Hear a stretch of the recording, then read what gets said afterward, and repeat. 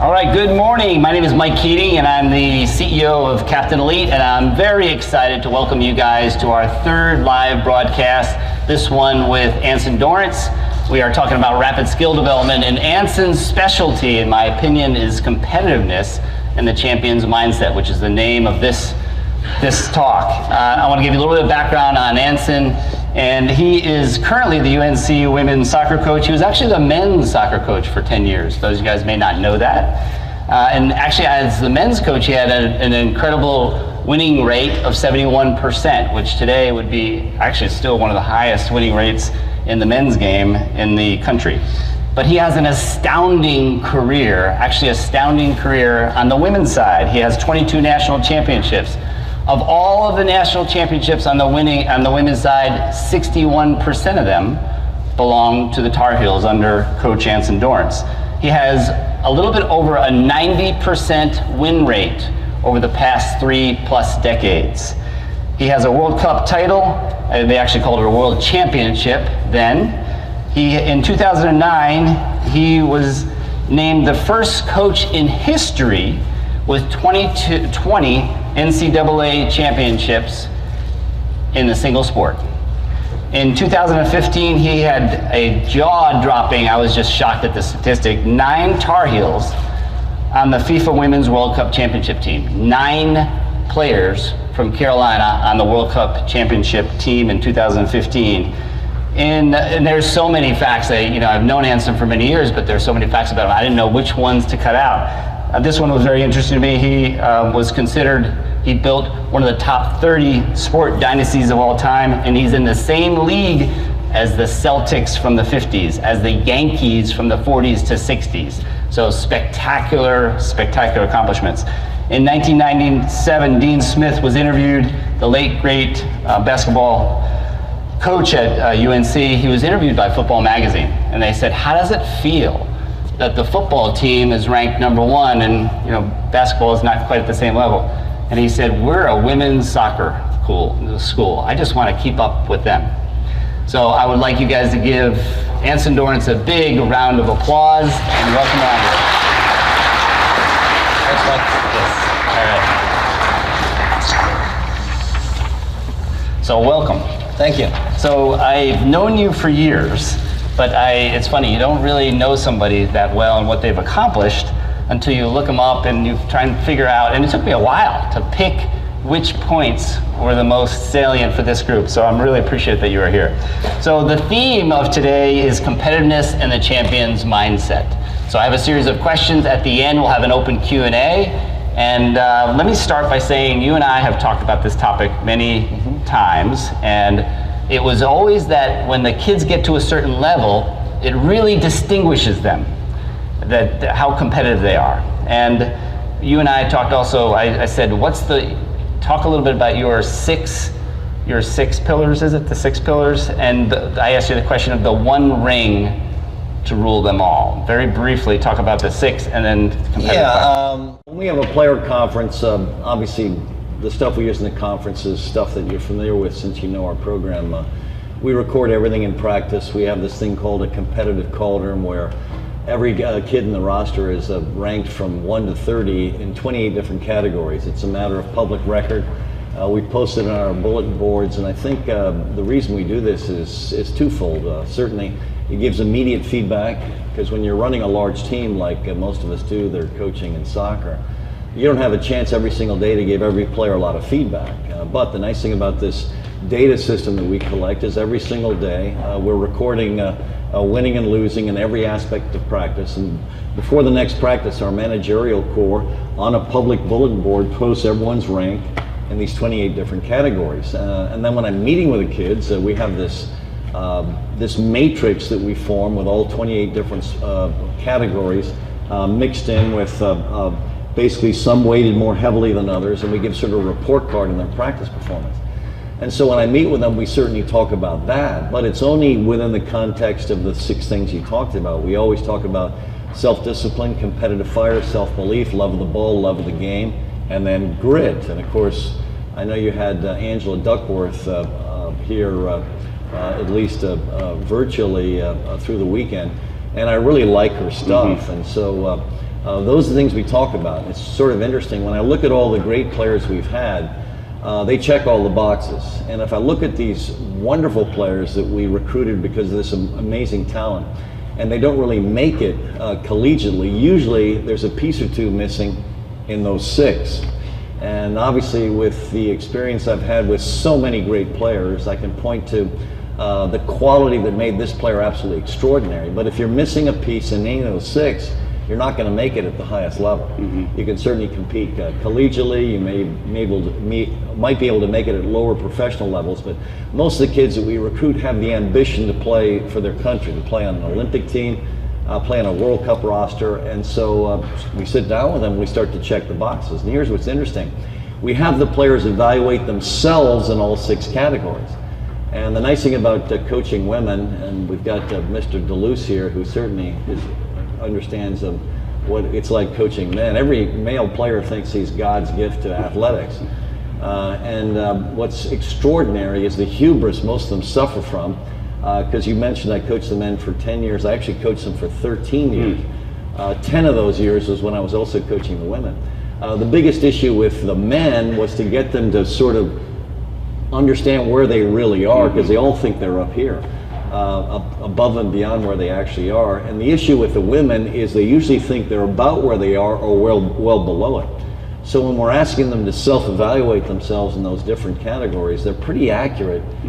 But here's what's interesting. Their dream is to be on the U.S. full national team and compete in World Cups and Olympics. And then we ask them point blank, well, how would you rank your self-discipline? How would you rank your competitive fire, your self-belief, your love of the ball, your love of the game, your grit? And with the exception of grit, which we use Angela's test for to see where they are in terms of grit, they are all pretty much accurate in their assessment of where they are. So I've got this dream to be, on the national team, and yet here are the categories that determine whether or not they get there, and they're all substandard in terms of where they are. And the interesting thing about those 6 qualities, these aren't genetic qualities you inherit at birth. These are things you get to select to do when you wake up in the morning. So all of a sudden this dream is to play in a World Cup and an Olympics, and what's your self-discipline? Well, it's relatively low, and the way we have them rank themselves is 5 is Olympic and full national team caliber, 4.5 is professional level, 4 is UNC starter level, 3.5 is UNC quality playing time, which is they get into a game that hasn't been decided. 3 is basically traveling team. 2.5 is you're not even on the traveling team, etc. And the girls are very accurate about where they're placing themselves in all these different categories. And yet, what's your dream? Well, I want to be on the U.S. full national team and play in the Olympics. And well, where's your self-discipline? Well, I would give it a 3.5 or a 4. And so all of a sudden you're looking at them cross-eyed and you're thinking, okay, so do you see where the disconnect is? Do you see that here's your dream and here's what you're putting into it? And because what the biggest problem we're having in this modern generation is this thing called accountability. They all have these incredible dreams with no accountability. And of course, the other issue that we're fighting is the parents who, again, feel they're above and beyond where they actually are, and they're filling their kid with sort of a hubris that coaching men is all about. And it's just, there's an incredible disconnect. And so what we're trying to do within our program in these player conferences is to get them to embrace where they are. And as soon as they embrace exactly where they are, then they get to decide who they want to be. And if you want to play at this level, then let's get all these different categories up to this level. It's very interesting because we've talked about that with the players the last couple of days, how important it is to be honest. So you have these, we've done goal workshops, we call them goal achieving. And we say that if you've got these big dreams or these big plans, but you are not doing the work daily, you're not doing the work weekly, you're fooling yourself. So that's a great way of measuring. And what I also heard from you is that you count, meaning you count everything. So they can compare themselves to themselves, am I getting better? But they also can compare themselves to their teammates. Are they rising amongst their teammates? Absolutely. And the other thing we do on a consistent basis, and I learned this from coaching the U.S. women's national team, because the issue in a lot of our cultures is we're protected from the chaos of the universe by our parents or by our friends or by our posse, if you're at a higher enough level as an athlete. And in the old days when I was coaching the U.S. women's national team, we would bring in 32 kids for a national team tryout to go on a tour. And obviously we'd pick only 18 of those kids to go on the tour. And the dilemma I had is player 19 in the exit interview wasn't interested in listening to anything I said. And I couldn't figure this out because obviously I need 19 pushing player 18, who's pushing player 17, et cetera, et cetera, et cetera. Because the only way to create this incredible culture is to everyone be going after each other in practice to take the training environment up to a match level so we could beat the best teams in the world. So all of a sudden I'm in the exit interview and these, these girls are sitting there not really listening to anything I'm saying. This is ridiculous, this isn't gonna work. So I was thinking, well, here's obviously the problem. And I had all these different ways to share, how my roster was picked. And, first I used to basically get the girls together in the camp and tell the 18 players, and they thought that was humiliating because in front of all their peers, I'm calling out the 18 that are going. Then I would post it, and there were all these different ways, and they didn't like any way they were cut. And here's the interesting dilemma. You would post an 18, they're not in the 18, but they obviously have a friend in the 18. So here's what they do. They go up to their friend that's in the 18 and they go, I didn't make it. So you guys know, certainly the girls in the room know, so what would their friend say to them? Anyone, what do you think? What would their friend say to them? This is their friend. What would they say? What would they say? What? I can't hear you. You should have made it. You should have made it. Exactly right. Why? Because this is their friend. Their friend is going to tell them they should have made it. So now all of a sudden they go to all their friends. Guess what all their friends say? You should have made it. So now what do they think I am? They think I absolutely hate them with a passion. It has nothing to do with my evaluation of their ability. I hate them with a passion. So they're sitting there in the exit interview like this, not listening to anything I'm saying. I need them. I can't cut the entire group forever from the 32. No, I need the 32 pressing the 18. So anyway, I was thinking this just isn't working. So I figured something out. What we would do, we'd bring the kids in on Sunday. We'd have a week-long camp. On Saturday, we would have a 4v4 tournament. In this 4v4 tournament, we would pick the 8 most respected members of our roster to pick the 4v4 team. So Mia Hamm, Christine Lilly, Julie Foudy, Brandy Chastain, Michelle Akers, Joey Fawcett, all the most respected players in the roster are now picking the 4v4 teams. There are 32 players in the roster. Someone's going to be picked basically first, someone's going to be picked last. And then the following day, on Sunday, we would play an 11v11 event. I would pick the 2 remaining starters, because 8 have picked the 4v4 teams. The final 2 field players are picking the 11v11 teams. And so now sitting in front of me during the exit interview is a draft rank. Now because everything's posted, the girls want to win everything. Do they pick their friends in the 4v4 tournament? Yes or no? No. Who do they pick? They pick the kickers, not their friends. They pick them so they're going to help them win. So all of a sudden now we've got a ranking from 1 to 32 of who the best players in the roster are, because everyone knows who the best players are. So now in the exit interview, finally, they're interested in knowing what their draft rank is. And so I just ask them right out of the gate, do you want to know your draft rank?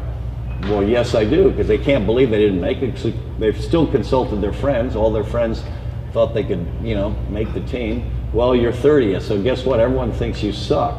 Now, obviously, I don't say that. But what's going through their mind is now, perhaps I should change it a little. So now for the first time in an exit interview, all the girls are listening, because now they want to win the respect of their teammates. So now what do I need to do? What do I need to do to win their respect? And so we start to review the elements of their game. They've got to change if they want to basically compete at the highest level.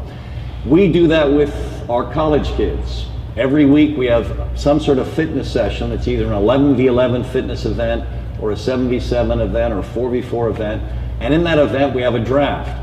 Every single player on the roster through the course of the season gets to draft at least once. And so we have a compilation of everyone's draft rank. So what I want the girls to understand is exactly where they stand to win everyone's respect, and then fight their way up the ladder to gain the respect to eventually, if they do want to make the U.S. full national team and play on the Olympic roster, to be drafted #1 on a consistent basis. Who is the game changer? Who is the margin of victory? Who can make a difference in every single game? And then you've got the amazing competitors like Tobin Heath was the U.S. Soccer Player of the Year, not this recent year, but last year in 2016. What I loved about Tobin is it didn't matter who she ended up drafting onto her 4v4 team, she could win it. Because the other quality we like in the players that we recruit are the players that we call universalists. In other words, they're not specialists. I'm not the 9 or the 8 or the 6. No, I can play anywhere. If there's a hole on the field, drop me in it and I will solve your problems. That's Tobin Heath. And what's really cool about watching her with the U.S. full national team is that they take out a defender and they want to put a midfielder in. They can just take Tobin, take her out of the midfield, drop her to an outside back, and she's fine. Or if they need her up front, they can throw her up front. They need her centrally, they can play her centrally. They need her on the flank, they can throw her on the flank, they can play her anywhere. So when Tobin picks her 4v4 team, she just picks the best player. She doesn't need to pick a striker, a midfielder, and a defender, because in her roster, she can go wherever she needs to go in order to win the game. So if she doesn't have any strikers in her 4v4 team, she'll be the 9. If she doesn't have any defenders, she'll be the 2 or the 3 or whatever. Same thing in midfield, she can play in any position. So what's really cool about this is an understanding of basically where you stand within your culture. So here's what I recommend for all of you. Let's figure out ways for you to become a universalist. Don't be a specialist. Be able to play anywhere. So the coach says, here, I want to play you in this position. Yeah. And you do that. One of the reasons you and I talked about this, you do that because you may get recruited for a particular skill, but then somebody comes in under you, there's an injury, and you have to be able to be slotted into multiple skills. The dilemma is, certainly for you guys that eventually will be playing hopefully at a collegiate level, you're going to come into a college, let's say the best player on the team plays your position, you want to be able to move to get on the field. So if the best player on the team is the 10, the playmaker in the middle of midfield, and you're a 10, you better have the ability to move somewhere else, otherwise you don't get on the field. So have the capacity to move if you're needed. But getting back to the original question, what we're interested in really is all these 6 categories. If you can check all those boxes, you're going to be able to play at the highest level. And Mike has already asked me this question, and the question he asked earlier was, which ring rules them all? Of the 6 categories, which in my opinion is most critical?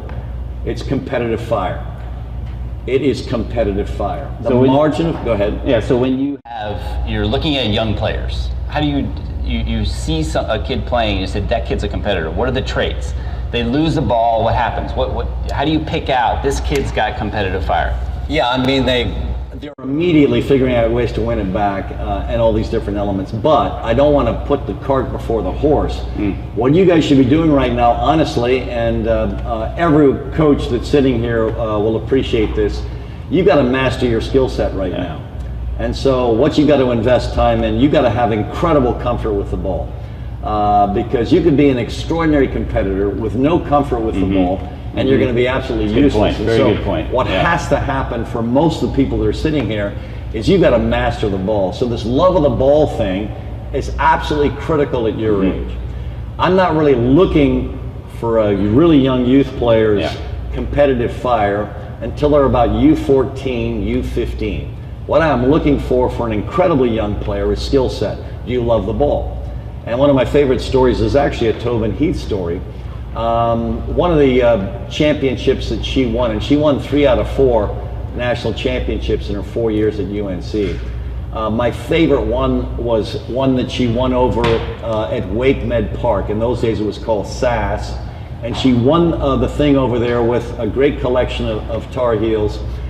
We had a celebration at 411 restaurant in Chapel Hill, one of my brother's restaurants in Chapel Hill, and the parents were there, and we're really having a good time. We've just won this championship. And what was really cool is that night at midnight, she texted all of her friends, and they got together and played a pickup game under the running lights on Fetzer Field in Chapel Hill. So let me say this again. She had just won a national championship at 2 o'clock. The game was over at 4. The game started at 2, ended at 4. That night, she texted the entire team. They got back out on the field, played an 11v11 scrimmage. Why? Because she missed her teammates, missed the game, and missed the ball. So the night she won a national championship, she loves the game so much, she wanted to get back out there and keep playing. Do you have that kind of love of the ball? Do you love the ball so much you can absolutely master it? So for this group here, that's the critical message. And we can talk all day about competition, but honestly, unless that box is checked first, this other box isn't going to come to play. Another part of this conversation was the competitiveness and the champion's mindset. That could actually apply to them at this age. Just having the mindset the proper mindset of not giving up? What's your, you talked a little bit about Michelle Akers, competitive champion's mindset. Yeah, I mean, obviously I've had the wonderful privilege of coaching so many absolutely extraordinary players. And what's critical for me as a coach is to try to create an environment where everyone's competing like there's no tomorrow. And what's interesting about a player like Akers, who in my opinion is one of the greatest of all time, is she wanted to win in everything. She wanted to be the best header, the best striker of a ball, the best passer. She wanted to master everything. And she pretty much did. I mean, she was a player without a weakness. She was a player that was impossible to match up with. She was 5'10", 5'10 and a half, and so she could rule the air. She had the strength to sort of push off a smaller player that may have had her speed, but have the pace to go past a player that had her size but not her speed. She was just an absolutely impossible matchup. And what I loved about her, but also that generation of players that I had the honor and privilege of coaching back when we competed in that 1991 World Championship, was they were all these extraordinary competitors. This is when the young Mia Hamm got her first opportunity to start. The young Christine Lilly, Julie Foudy, some of the youngsters that played forever.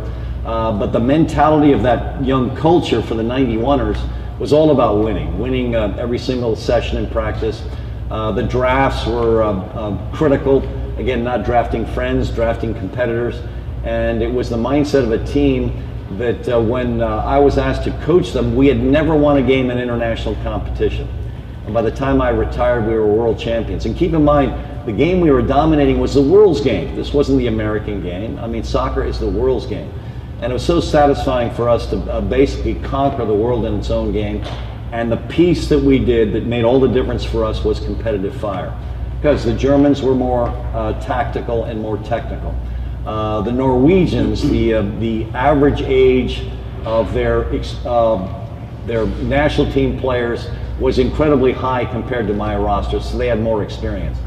So there are so many teams out there that could check all these other boxes, but the one box my team checked in spades was we competed like there was no tomorrow, and that was the margin of victory for me in that 91 World Cup. So let me take you back to the comment about mastering the ball, loving the game.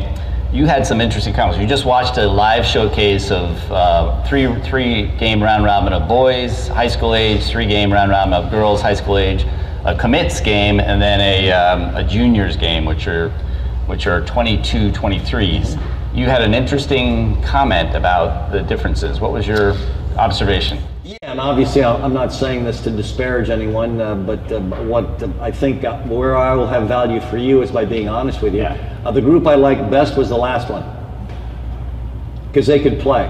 They weren't caught in possession, and the way most players try to solve issues is going to what I call the default session, the default setting.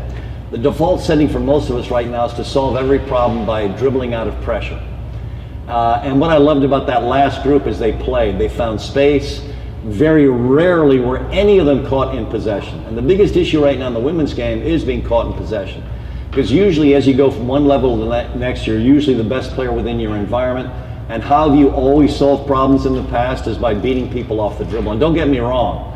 If you have the ability to beat people 1v1, it's an incredible quality. Should you work on this quality absolutely all the time? Yes, you should.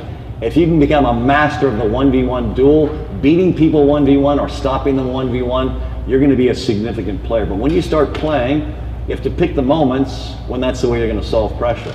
And the rest of the game is, this is a passing game. Soccer is a passing game.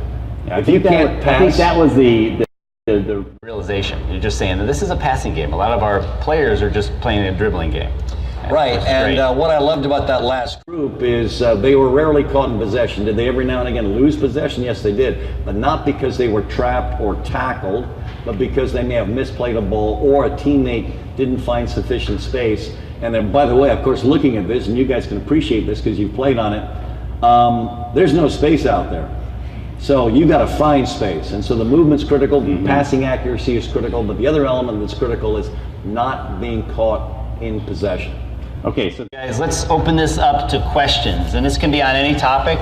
The general topic is competitiveness and the champion's mindset, but if you've got another topic, you are welcome to ask the question. So Coach Toulouse has the microphone. My name's Allie, and I've been to your camp for the past 2 years. So, what training can we do without the ball, like lifting weights, running, what?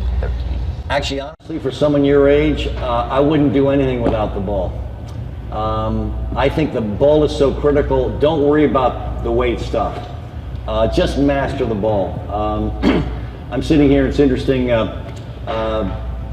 Tony DeLuce criticized me in a recent conference meeting because this young kid committed to us incredibly young. I don't know if she's 6, 7, or 8 years old, but she's very, very young. And she committed to us. And I was being excoriated by my peers for accepting an early commitment. The thing we love about this kid is, I don't know if she can even bench press her weight, but I can tell you this, she has completely mastered the ball. Completely mastered the ball. Right now, and actually I was exaggerating, I think she might be in the 6th or 7th or 8th grade, I can't remember, but right now, she could steal minutes for me. Why? Because she has mastered the ball. Mastered the ball. So my challenge for you guys is don't jump into anything except mastering the ball. One of my favorite stories that I put in one of my books is the Lori Schwoy story. And she has a basement in her home that she called the Schwoy Indoor Soccer League. And it was a room in her basement that you could only play 2v2 in. And she and her friends would go down there and play until they were all exhausted. And she just played all the time. Her mastery of the ball was absolutely extraordinary. Most of us don't know who she is because she had an injury in her junior year of high school that where her hamstring glute tie-in was separating, and by the time she finished college, she just didn't have any acceleration anymore. But her skill set was absolutely extraordinary. So my advice to someone your age, don't worry about the stuff without the ball. Don't worry about that at all. Spend all of your time mastering the ball, trapping, shooting, dribbling, heading, just figure out a way to absolutely master it.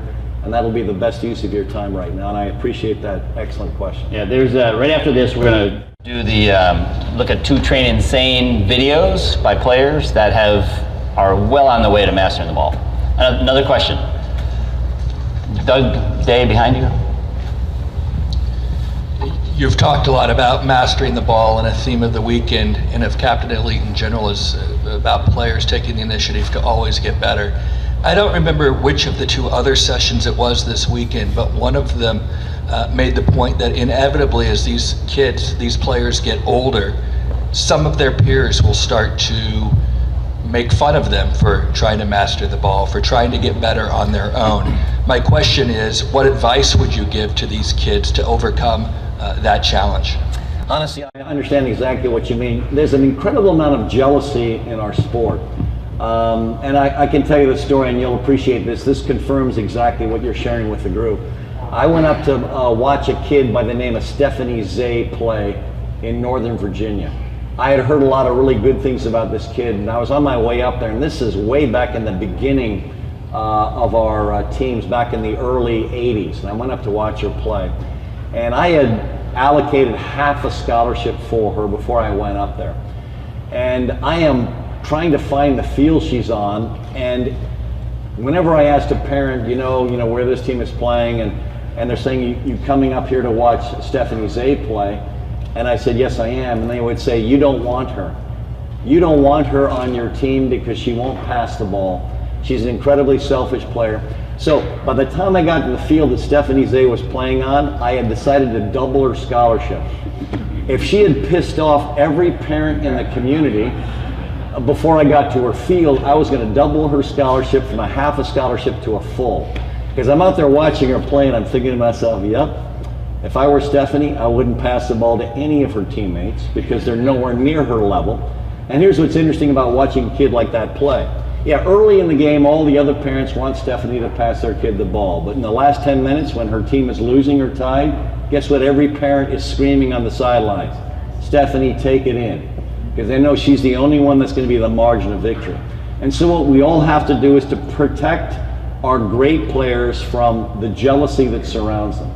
So whenever a player commits themselves to something, and becomes extraordinary at something, they're going to get all kinds of criticism.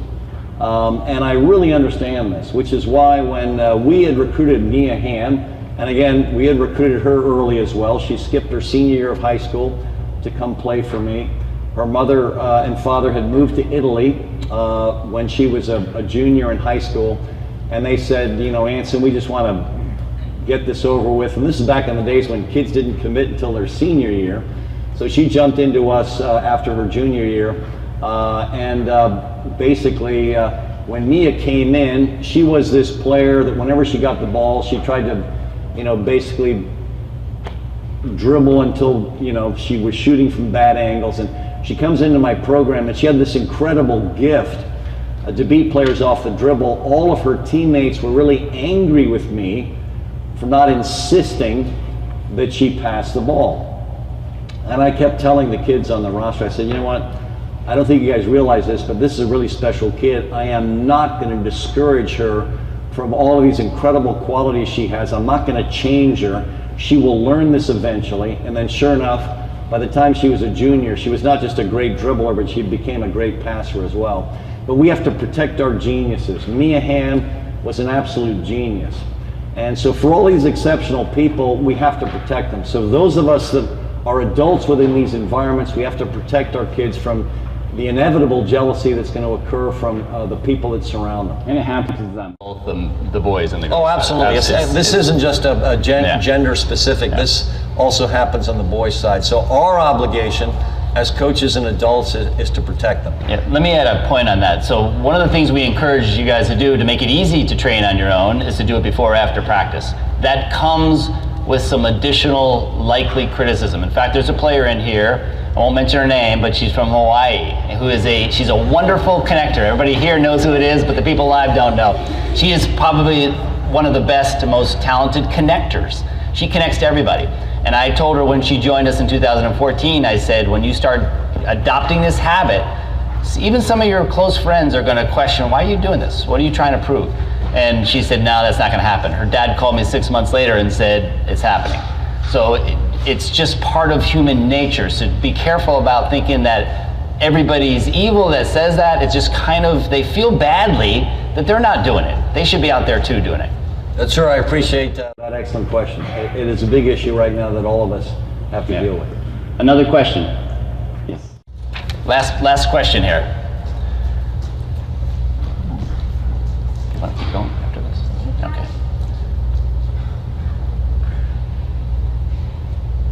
Pull it down and pull it back up. There you go. All right, there you go. So, do you have any things that would help us master the ball better? Honestly, you got an expert here on different ideas for mastering the ball. So I think there's so many different people out there that are doing this in the most positive way. I'm not an expert on mastering the ball. I'm certainly an expert on trying to recruit kids that have already mastered the ball. But usually by the time a kid gets to my level, they've either got ball mastery or they don't. Now we're certainly doing stuff all the time to try to make us more skillful. But I would be disingenuous to try to pretend to you that I have the best ideas. The stuff that we encourage all the time is, I'm a huge fan, I mean ironically in terms of what I shared earlier about being caught in possession, I am a big fan of playing 1v1 all the time.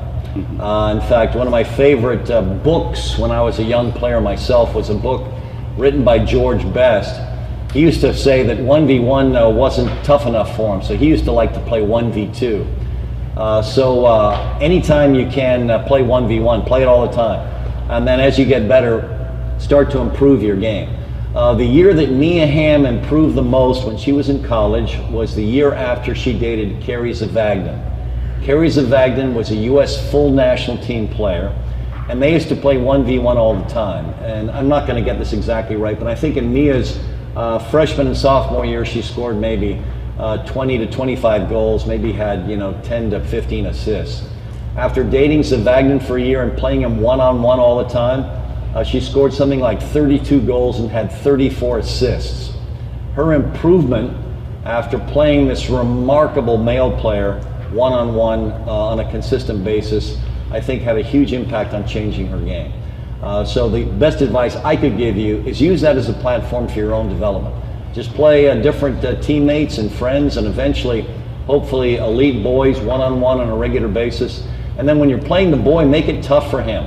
Have him defend a regulation goal, you defend a traffic cone. So then the score might be close. You understand what I'm saying? So these are all things that'll make you better. And try to design the game, and you can design it by changing the size of the goals to give you a chance to play against elite players. And I promise you, that'll make you an extraordinary player. And I appreciate your question as well. We have time for one more question. Any in the back? Any more questions in the back? Yeah. Gigi from Connecticut. So I was wondering, like as a player, how we can bring a good competitive fire to our own club and try and spread that to everyone else around us. Yeah, that's a fine question, because here's the element. And again, I'm not sharing something with the girls and young women sitting here that they don't already know. One of the problems with a young girl in an environment competing is she'll be excoriated by her teammates. One of the greatest things about the male culture that I miss, actually, is the embrace of competition. Men are respected for being competitive, and something in the way we're raising our girls, all of a sudden if you're competitive, you're excoriated by your culture, which I think is ridiculous. So what you have to embrace when you start to compete is everyone's going to resent you. You have to have the strength to not be resented for being a competitor, because two good things happen when you compete. First of all, you're going to get better if you compete, and because you're competing, you're going to improve the competitive level of your entire environment. If you end up with a quality coach who's seeing you compete, he's going to protect you from all the other girls in practice that resent you for trying so hard. So if you have this quality and you have strength, don't change. Go into the environment to compete like there's no tomorrow. Bury everyone in every minute of every practice. Never lose to anyone. And yes, are they going to be very irritated with you? Yes, they will be, but please don't change. And then maybe you'll end up with a coach that'll protect you. He will help use you as an example to change your environment in the most positive way, because no one develops in a recreational environment. We all develop in competitive environments, and so maybe you can set the standard to change and improve the environment you're in, but you're going to have to be strong, because they are going to resent you, but please never change. How many of you guys read Mia's book? One of my favorite lines in Mia's book is she said, when I got to North Carolina, I could finally be the player that I was. And what she was basically saying is, I could finally compete and be appreciated by everyone in the culture, because we protect the competitive players at North Carolina. If you compete at North Carolina, you are embraced by the culture. Does that make sense? Thank you for that question. Guys, excellent presentation. Yes. What's going on? All right. Excellent. But we can certainly keep going. Yeah. We're actually going to show the two Train Insane. Is there any other questions that somebody's just dying to ask? Any other questions? Yes. What do you require in terms of team chemistry, both on and off the field? Let's repeat the question. Yeah, she asked, what do you require in terms of team chemistry on and off the field? Well, believe it or not, in our culture, the most important thing is character development. The second most important thing is your academic evolution, and finally, your soccer progress. And so we are very big on character development. If you guys have the patience, I gave a presentation in St. Louis 2 or 3 years ago at a conference that goes on every year called What Drives Winning. If you would get on their website, What Drives Winning, and go to the presentation I gave, which is on grading character, you will see how much I consider character critical for your evolution, not just in obviously your human development, but also in your athletic development. So for me, the most critical element is your personal character. And we have 12 core values that we consider critical for the evolution of our young women. And the girls memorize a motivational quote attached to each core value. One of our core values is we don't whine. And the quote we've attached to it is a quote about be a force of fortune instead of a feverish, selfish little clod of ailments and grievances, complaining that the world won't devote itself to making you happy. That's a George Bernard Shaw quote. All of our kids memorize this, and so we have 12 different principles that we consider critical for someone's evolution as a human being. It also ties into their, in my opinion, soccer development. So what's critical for us is to basically try to find women of character, and then we try to help them develop their character through the 4 years. If you have extraordinary character, the attitude and practice and the chemistry is going to be phenomenal. Basically what destroys team chemistry are selfish kids. But a lot of that comes from the environment they come from. And obviously you parents have a lot to do with what their mindset is coming into the environment. And there's a great lecture also on this, also on the What Drives Winning website, given by Gino Oriyama, the women's basketball coach at the University of Connecticut. And his wonderful criticism is kids are losing their enthusiasm these days when they are watching professional sports, because what they see are a lot of very jaded athletes that consider it, being cool is the way to act, and so the game is losing enthusiasm. And everything now for a basketball player recruited at UConn seems to be about how many points they get, how many minutes they play, and all the parents are conspiracy artists sitting in the stands thinking there's a conspiracy against their daughter for the amount of minutes she's given at UConn and the amount of points she's allowed to get, et cetera, et cetera, et cetera. So what you're raising is a very critical and important piece for us right now in our game, and I think the thing that we have to be conscious of is the fact that the most important thing we can do for our kids is not help them develop into great soccer players, but help them develop into great people. And I think the character piece is the most important piece. So please, go to What Drives Winning. It's a phenomenal website, and if you don't mind, click on Grading Character. It's a speech I gave there, as I said, 2 or 3 years ago. But also click on Gino Oriyama's, because I think between what I presented and what Gino, I think, presented this past June or July, I think your question will be well addressed. Do you see a lot of chemistry in your team off the field with everyone? No, I think basically, question. she's asked, do I see a lot of chemistry off the field with everyone? No, we're all going to sort of gravitate towards our own group. There's no sort of, 30 players bonding. I think a lot of coaches would like to think they've all bonded. No, but we're all different. We all sort of gravitate towards certain groups. And so I would say the girls sort of collect in groups of 5s and 6s and 7s. And we think that's fine. We don't have an issue with that. And what we use a cliche to encourage them to pick the right people, because we tell them they're going to be the average of the 6 people they hang out with most. So please keep, select your 6 people carefully. And we want them to hang out with the most positive people on the team. And so that's what we want. I mean, very rarely will all 30 people bond incredibly well on any team. On any team, right. So they're going to have kids that they're closest with. But what I've really enjoyed, certainly about the teams I've coached, is we've had a remarkable overall team chemistry. But does that mean they all are equally close to each other? No, they certainly have their closer friends.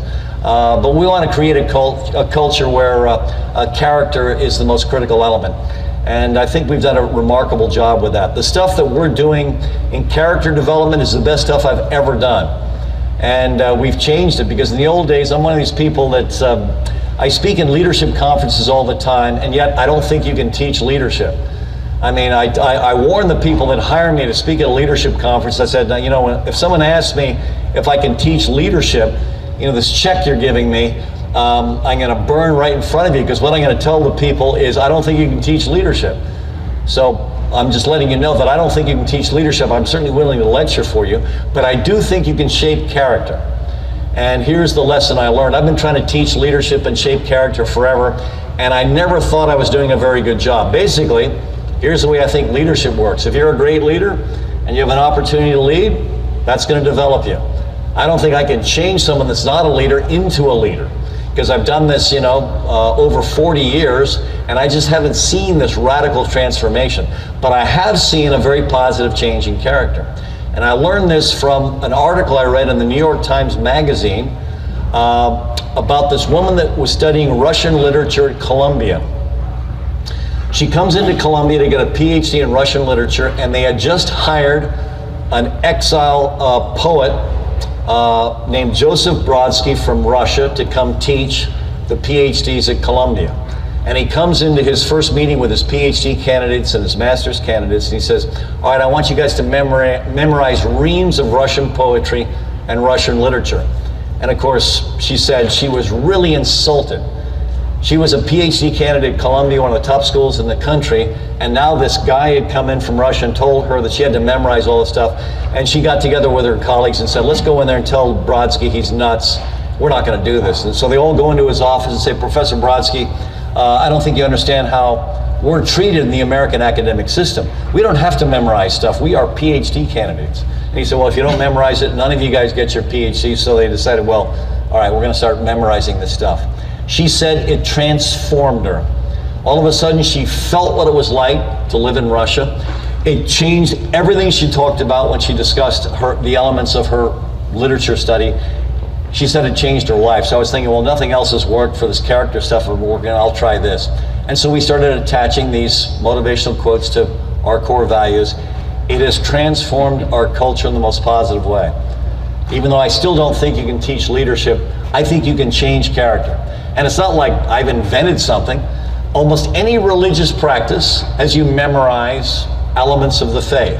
I was raised a Roman Catholic. I used to memorize catechism forever. I'm now a Mormon, and in my church, all the children memorize the 13 articles of faith. There's a reason for this. The stuff that you basically embed in your cerebral cortex all of a sudden becomes the conduit you look at the world through, and so this is critical for you. So this memorization stuff, we were talking about the player conferences. At the beginning of every player conference, every player recites the core values to me, the memorized portions. It's actually very similar, what we talk about as the 5 laws of player development. We want you guys to know them and apply them. Similar, his are much more detailed and more appropriate at the elite level. And you can get them online, just type into, I don't know, Google or something, UNC Women's Soccer Core Values, all of them will pop up for you. And I'll tell you, it works. My leadership ventures have not worked. I haven't made $1 teaching character. I've made nearly a fortune teaching leadership. I don't think you can teach leadership, but I know you can change character. And the coolest thing about all you guys in the room, you guys are gonna have the biggest impact on the character of your children based on what you ask them to live.